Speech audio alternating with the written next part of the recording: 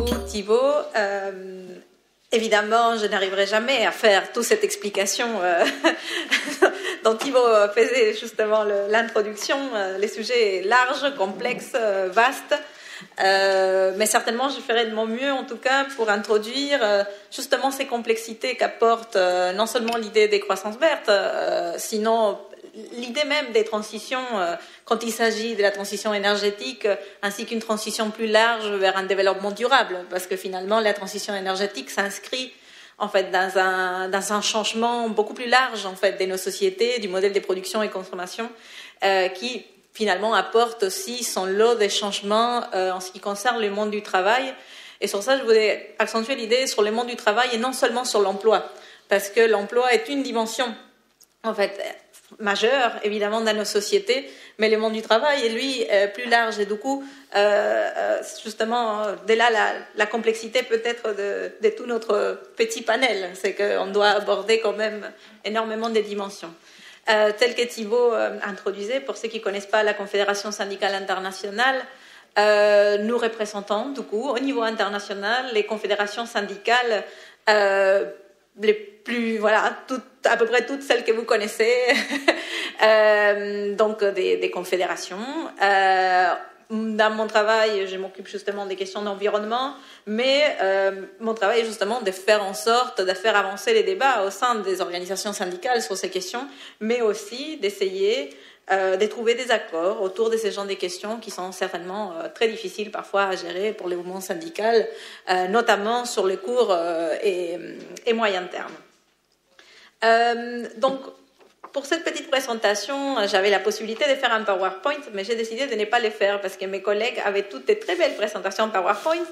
Et pour ne pas justement me soumettre à la comparaison, j'ai préféré juste vous parler cet après-midi.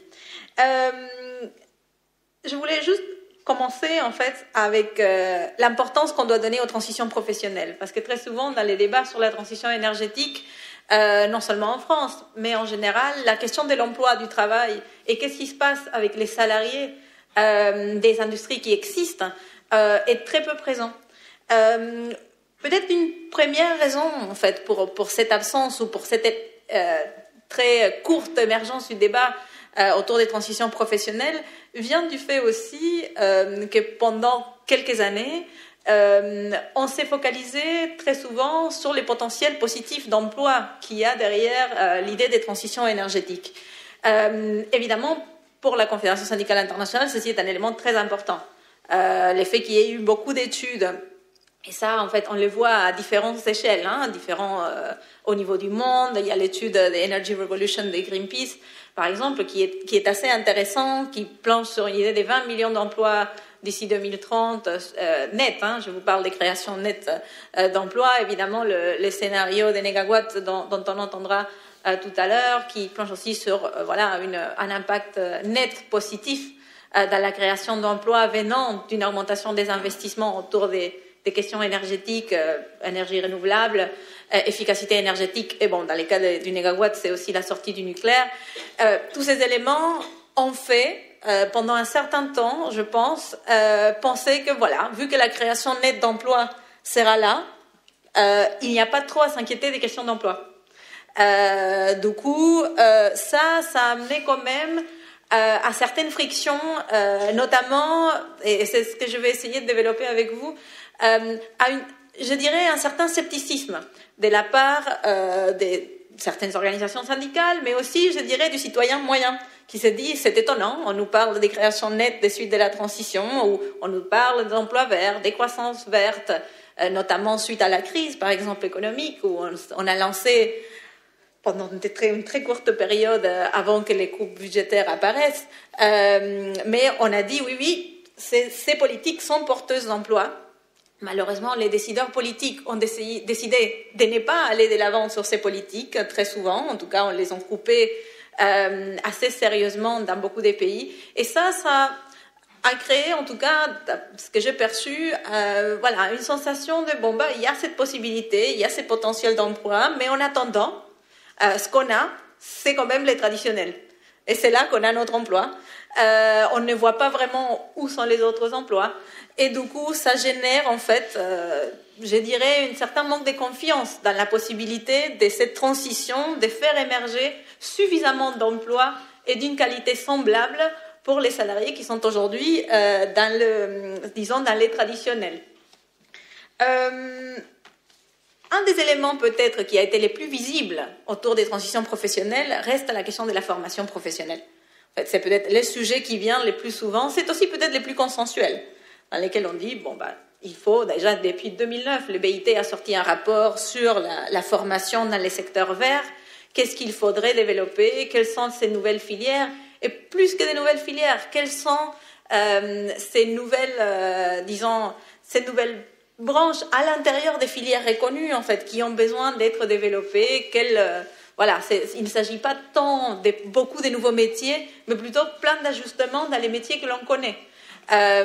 Et du coup, ils disaient très clairement dans les conclusions de leur étude, c'est-à-dire il faut remettre la formation professionnelle au cœur, en fait, de la stratégie et des politiques énergétiques et de développement durable. Il faut accompagner ces salariés dans la transition. Il est vrai que aussi, et je pense qu'on l'a vu aussi dans l'histoire, que la formation professionnelle, même si elle peut être un frein au développement d'un certain nombre de filières, on a vu aussi sur des périodes de plein emploi que les employeurs, quand ils avaient besoin justement d'une main-d'œuvre qualifiée qui n'existe pas sur les marchés, ils ont aussi beaucoup investi pour former leurs salariés. Donc ça n'a pas toujours été le cas, que c'était aux puissances publiques d'organiser la formation de tous ces salariés. Ce que je veux dire, ce n'est pas forcément très consensuel, mais il est vrai qu'aujourd'hui, dans une période des grands chômages, la formation est la seule chose qui peut faire qu'un salarié ressorte un tout petit peu dans un lot, en fait, des personnes qui cherchent de l'emploi. Donc, il est vrai qu'un développement de la formation professionnelle sur des filières vertes peut l'aider à trouver un débouché. Ceci dit, je ne pense pas qu'aujourd'hui, les problèmes de la création d'emplois dans les filières vertes viennent d'un manque de formation professionnelle, mais plutôt d'autres tensions que j'essaierai de développer avec vous, où je vois peut-être davantage de difficultés pour avancer dans la transition. Et qu'est-ce qu'à mon avis fait que ceci coince au niveau des salariés? La première vient du fait que l'investissement aujourd'hui dans les fossiles les fossiles en fait ou les traditionnels risque de baisser en fait, et l'investissement, je veux dire au sens large, même au niveau de l'innovation et tout, l'innovation, le développement de la filière risque de baisser, et ces filières risquent de s'effriter sans qu'il y ait l'alternative.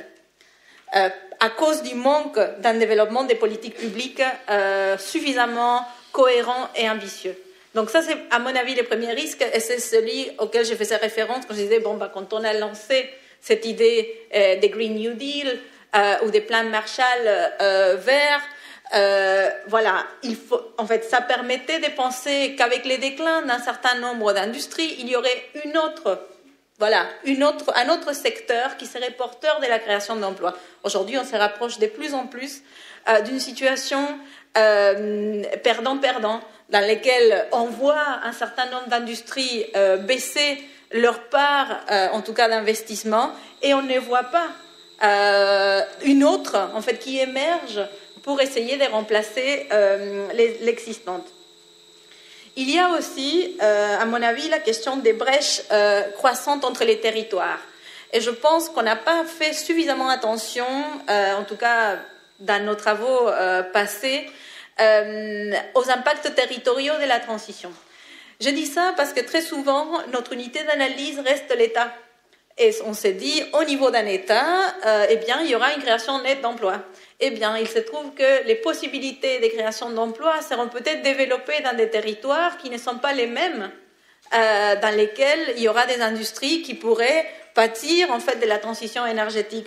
On le voit par exemple, je ne suis pas une experte dans la situation française, mais les cas des raffineries par exemple me semblent assez intéressants, dans lesquels on voit des bassins d'emploi très dépendants d'un seul lieu de production, et ce ne sont pas forcément ces sites-là ou ces régions-là qui vont bénéficier d'une augmentation des investissements verts. Et ça crée en fait des tensions, évidemment des blocages, et vis-à-vis des décideurs, ça peut être assez critique parce que voilà, ces salariés qui sont là et dont la seule source des revenus reste attachée à une filière traditionnelle opposeront évidemment avec beaucoup plus de force une transition dont ils ne voient pas forcément comment ils pourraient trouver une place.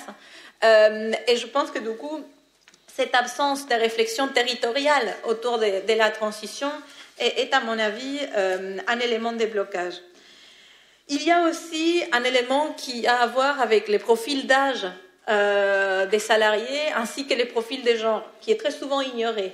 Quand on a, par exemple, en fait, il m'est arrivé, par exemple, en Afrique du Sud, qu'un certain nombre d'organisations, même partenaires écologistes, me disent, eh bien, on fera en sorte que les mineurs reçoivent une formation et ils aillent travailler dans les renouvelables.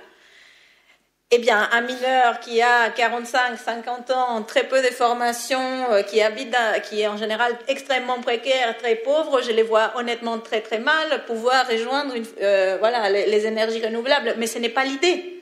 En fait, ce qu'il faut, c'est aussi penser des alternatives à l'emploi. Donc, des départs anticipés à la retraite et aussi des accompagnements de la communauté. Donc, il faut aussi penser les postes-emploi dans un certain nombre de bassins dans lesquels les profils d'âge n'est pas approprié pour les accompagner vers un retour à l'emploi dans une autre filière.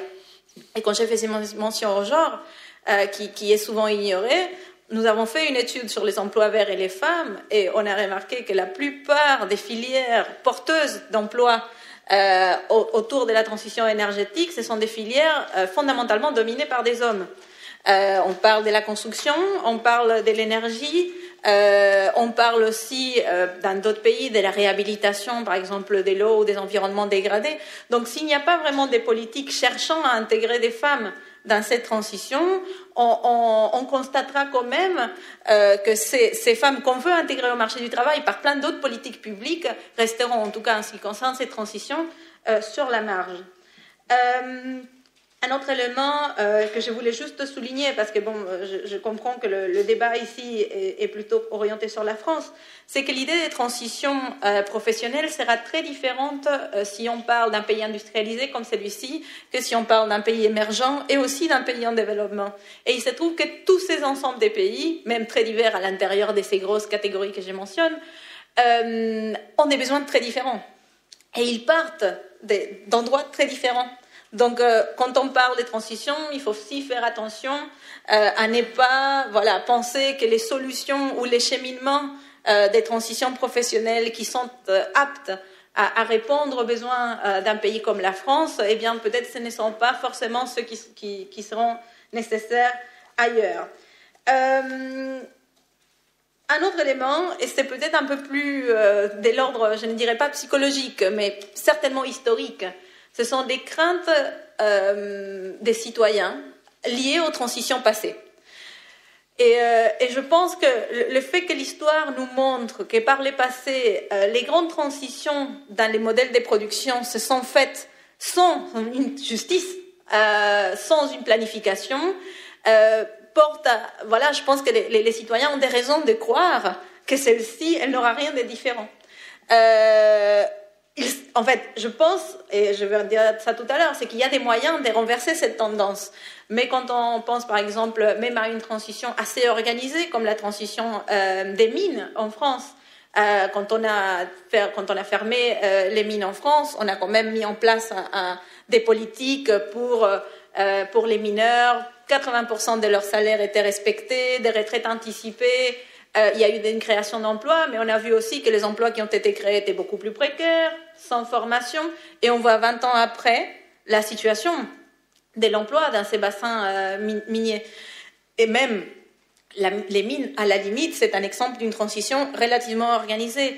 Quand on pense à la transition du textile, à la non-transition du textile, quand on savait peut-être depuis 30 ans que les textiles allaient faire face à une concurrence très très importante qui allait certainement démonter une bonne partie de la filière textile en Europe, eh bien on n'a rien fait. On a juste laissé les entreprises fermer et tous ces endroits qui vivaient de l'exploitation du textile sont justement aujourd'hui dépendants de quelques endroits, un chômage très important. Donc je pense que ce n'est pas irrationnel pour un citoyen dépenser aujourd'hui, salarié ou pas, dépenser aujourd'hui que la transition énergétique, que ça sera encore une transition qui se fera d'une façon à une solde injuste, disons. Et du coup, il faut changer en fait cette vision. Je ne voulais pas faire cette énumération des complexités pour vous dire, eh bien, fermons boutique, abandonnons l'idée d'une transition énergétique, parce que je ne pense pas que ce soit le cas.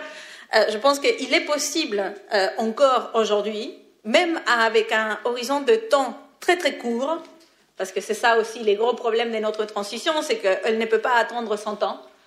Si on veut rester sur des objectifs climat, par exemple, plus ou moins respectables pour les prochaines générations, il faut qu'on entame cette transition tout de suite. Et c'est pour ça, en fait, c'est là où toute notre réflexion s'appuie, c'est de dire, quelles sont les politiques publiques qui peuvent nous aider? Et je pense aux politiques publiques parce que mon travail est encore une fois avec des confédérations syndicales et non pas avec des fédérations industrielles qui sont membres des confédérations et qui, elles ont tendance à énumérer aussi des demandes vis-à-vis des entreprises, en fait, qui sont leur contreparts, disons, leurs partenaires.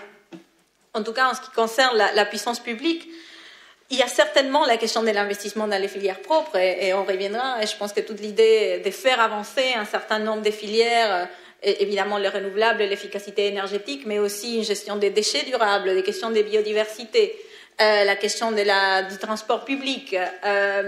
Donc, je pense qu'un investissement direct de la puissance publique, mais aussi, disons, des façons de mobiliser les fonds privés pour qu'ils aillent dans la bonne direction, c'est certainement important. Un petit élément là, c'est aussi d'essayer de promouvoir autant que possible des emplois de qualité. Parce que, encore une fois, en fait, si les emplois qu'on voit disparaître, et c'est le cas aujourd'hui dans l'énergie traditionnelle, si l'on veut, les emplois qui émergent dans les renouvelables sont souvent plus précaires, des conditions de travail beaucoup moins intéressantes. En général, on parle des salariés beaucoup plus jeunes, en fait, et qui, du coup, ont des conditions, des demandes un peu moins importantes qu'un salarié avec la même qualification dans les industries traditionnelles. En tout cas, il faut faire attention à cette dimension qualitative de l'emploi. Un deuxième élément fondamental dans ce qu'on appelle, nous, la transition juste, c'est essayer, ou en tout cas faire une grosse pression pour qu'il y ait une recherche et une évaluation des impacts de l'emploi à court et moyen terme.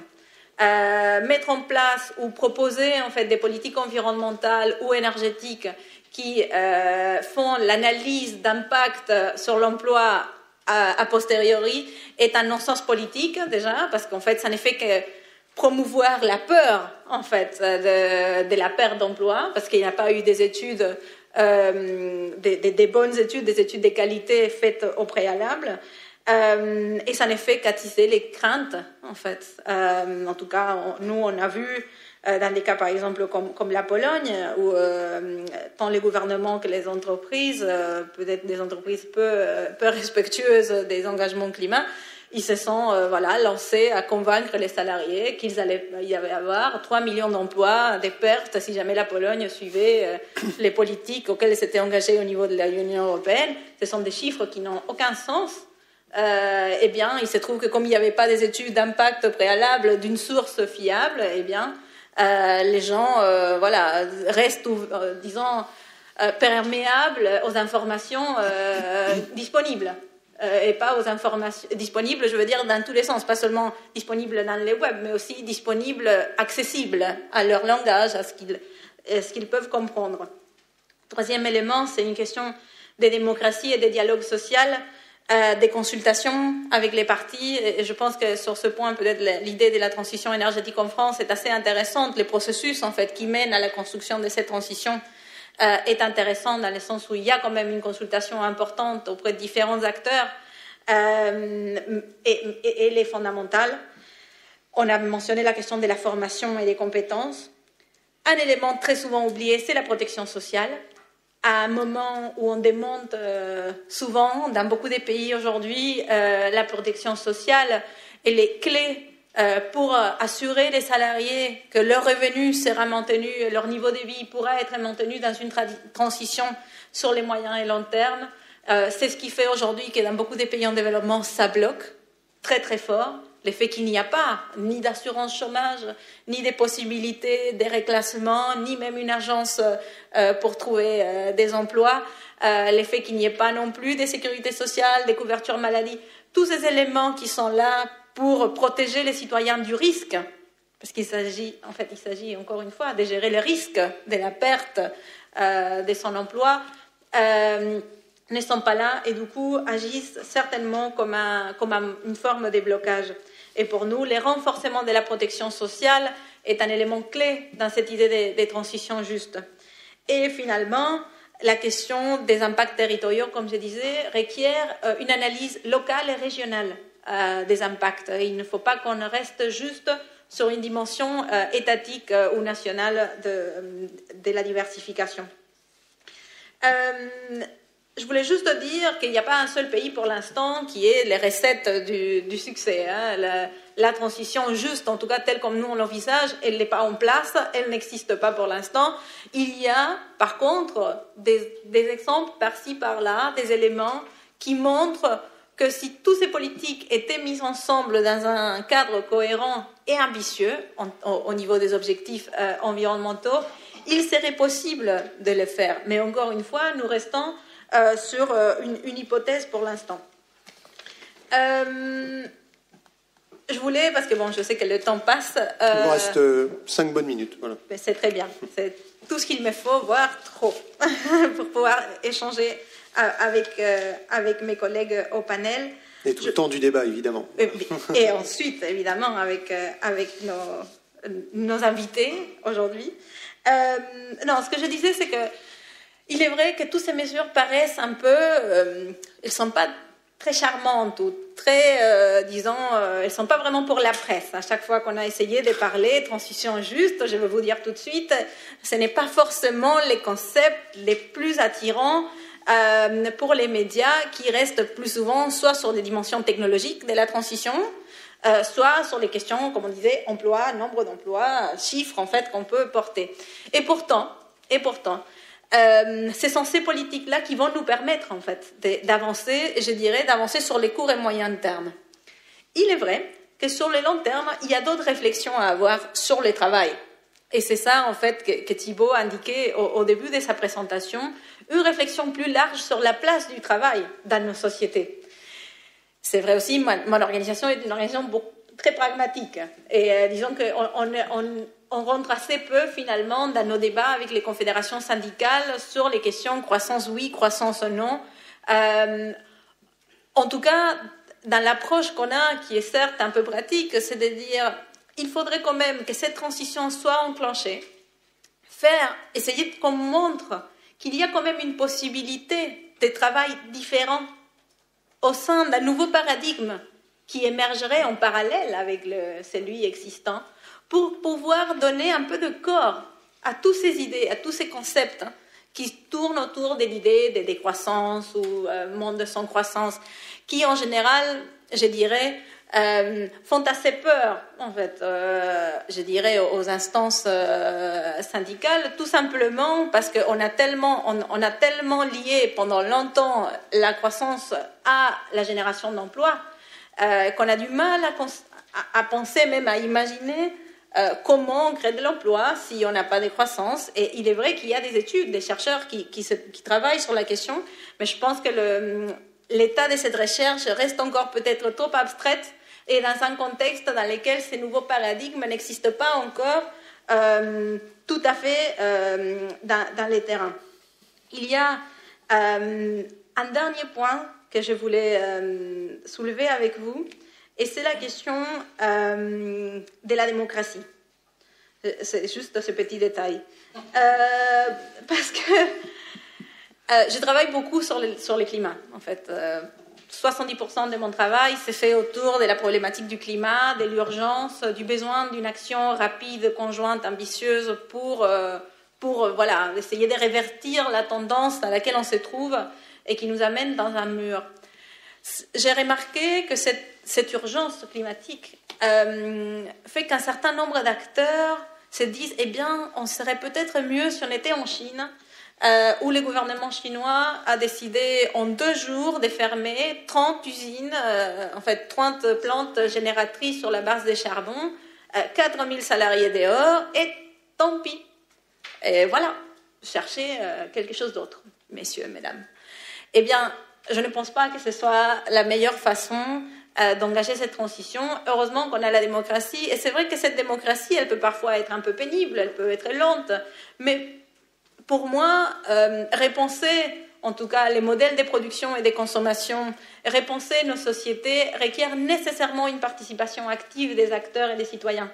Certes, ça peut prendre du temps, mais finalement, c'est les seuls moyens d'aboutir en fait à cette idée de justice sociale, qui est la raison même pour laquelle on s'engage sur des questions d'environnement. En tout cas, en ce qui concerne mon organisation, on ne travaille pas sur les questions d'environnement juste parce que l'environnement est très important, mais tout simplement parce qu'il sera impossible d'aboutir aux objectifs de justice sociale si cet environnement n'est pas préservé. C'est une chimère, en fait. On n'aura jamais le travail décent si on n'a pas une planète dans laquelle on peut tous vivre et sainement et pouvoir justement laisser aux générations futures. Et j'ai dit ça parce que ça, c'est tout un travail qu'on doit faire, en tout cas comme organisation sociale, mais il est très important qu'on puisse faire partie de cette transformation. Une transformation qui s'est faite sur le dos des gens. Dans un pays démocratique, tout simplement, elle ne s'est fait pas. Et dans un pays autocratique, voilà, elle s'est faite très peu ou beaucoup moins bien de ce qu'il faudrait. Et dans un pays autocratique, cette transformation, elle s'est faite, certes, peut-être à l'avantage de l'environnement, mais sans qu'il y ait cette idée de justice sociale à la clé aussi importante pour, en tout cas, le modèle social qu'on veut construire. Donc, je veux m'arrêter là. Encore une fois, mes excuses pour avoir balayé de façon assez superficielle énormément de sujets. Merci, ça permet d'avoir en tête un certain nombre de défis. J'avais juste une question à Annabella. Est-ce qu'il y a un territoire, un pays, j'ose pas dire un pays, parce que vous avez dit qu'il y avait des bribes, il y a un territoire quand même qui a amorcé un embryon de ce que pourrait être une transition juste. J'ai bien compris que c'était pas la Chine, mais voilà, évidemment. La Chine a plein d'éléments intéressants. Je ne veux pas être juste schématique. Il y a des choses intéressantes qui se passent, mais en tout cas sur ce terrain démocratique, il y a évidemment des problèmes. Je pense qu'encore une fois, il y a des éléments intéressants dans différents pays. Je pense que la démarche de la transition énergétique en Allemagne a des éléments, par exemple, des participations publiques et surtout des visions de long terme qui sont intéressantes. En fait, l'idée qu'il y ait un consensus non partisan autour en tout cas, des objectifs, des moyens et long terme à poursuivre, ça me semble un élément important. Et le fait que les parties prenantes, syndicats, entreprises, organisations de la société civile fassent partie de ces consensus est à mon avis puissant. Mais il y a aussi d'autres pays très intéressants. L'Afrique du Sud, par exemple, qui aujourd'hui engage la plupart de ses fonds de pension et des retraites sur la voie des investissements propres pour utiliser justement un levier de croissance pour tout ce qui est habitat social dans un pays qui a énormément de défis sociaux et d'inégalités. Les Brésil, en fait, avec aussi beaucoup de défis et tout ça. Leur politique, par exemple, de déforestation, anti-déforestation, s'est fait de la main avec énormément d'investissements dans les communautés qui vivent de ces forêts et qui faisaient jusque-là leur revenu sur les dos de la déforestation. Du coup, il y a tout un travail de protection sociale qui s'est fait autour de ces communautés, ce qui s'appelle la Bolsa Verde, qui est le premier système, en tout cas la première composante d'un système de protection sociale qui lie la protection sociale à la protection de l'environnement.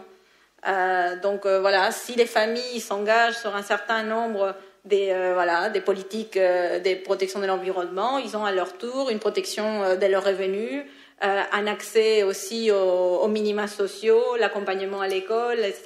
Donc c'est quand même des expériences intéressantes. Mais il n'y a pas un pays aujourd'hui qui soit les miracles, les modèles. Merci Annabella. Je propose de passer la parole à Philippe Quirion,